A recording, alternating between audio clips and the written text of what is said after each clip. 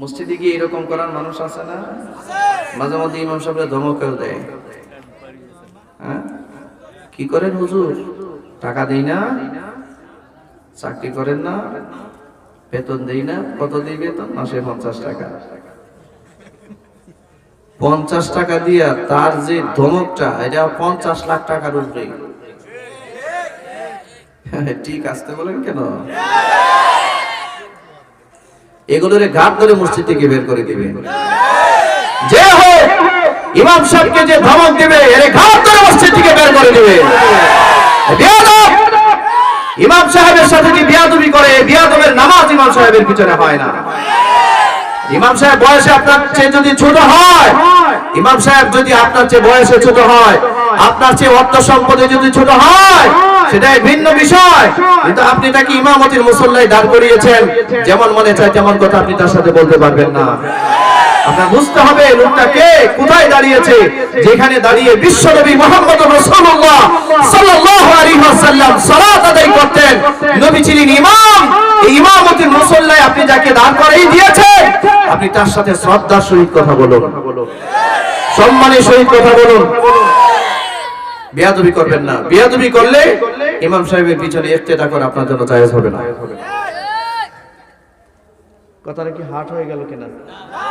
কষ্ট লাগছে আপনাদের? কষ্ট লাগছে? সমাজে কিন্তু এরকম বেয়াদবের অভাব নাই। হ্যাঁ, সাবধান সাবধান। একজন আলেমে দ্বীন, মসজিদের ইমাম, মাজলুম। বর্তমান পৃথিবীতে মাজলুম কোন সম্প্রদায় যদি থাকে, তাহলে এই ইমাম সাহেবরা, হুজুররা কিছু বলতে পারে না, ঠিক না? আর অনেক হুজুরও আছে, বলেও না কিছু, কানে ধরে ঘুরায়। সভাপতি এসে বলে হুজুর উঠেন, সেক্রেটারি এসে বলে হুজুর বসেন, ঠিক না? ক্যাশিয়ার এসে বলে হুজুর হাঁটেন। কি এক অবস্থা! ইমাম সাহেবদেরকে বলি, পার্সোনালিটি নিয়ে, আত্মসম্মান বোধ নিয়ে যদি ইমামতি করতে না পারেন, আপনার মতো মানুষের জন্য ইমামতি করা জায়েজ নাই। ছেড়ে দেন ইমামতি। আপনি, আপনাকে কেউ অর্ডার করতে পারবে না। আপনি অর্ডার করবেন সভাপতিকে, আপনি অর্ডার করবেন সেক্রেটারিকে, আপনি অর্ডার করবেন ক্যাশিয়ারকে, আপনি সভাপতিকে বলবেন মসজিদের 1 নাম্বার খাদেম আপনি। এখানে এসে আমার মসজিদ বলতে পারবেন না, বলবেন আমি মসজিদের খাদেম। টয়লেট পরিষ্কার করে এটা আপনার দায়িত্ব, ঠিক কি না? এভাবে বলুন, আদেশ করুন, আদেশ, নির্দেশ দেন আপনি, নির্দেশ। যদি মনে করেন ইমামতি চলে যাবে, তো চলে যাক আপনার ইমামতি, আপনার রিজিকের ফয়সালা আল্লাহ করবে।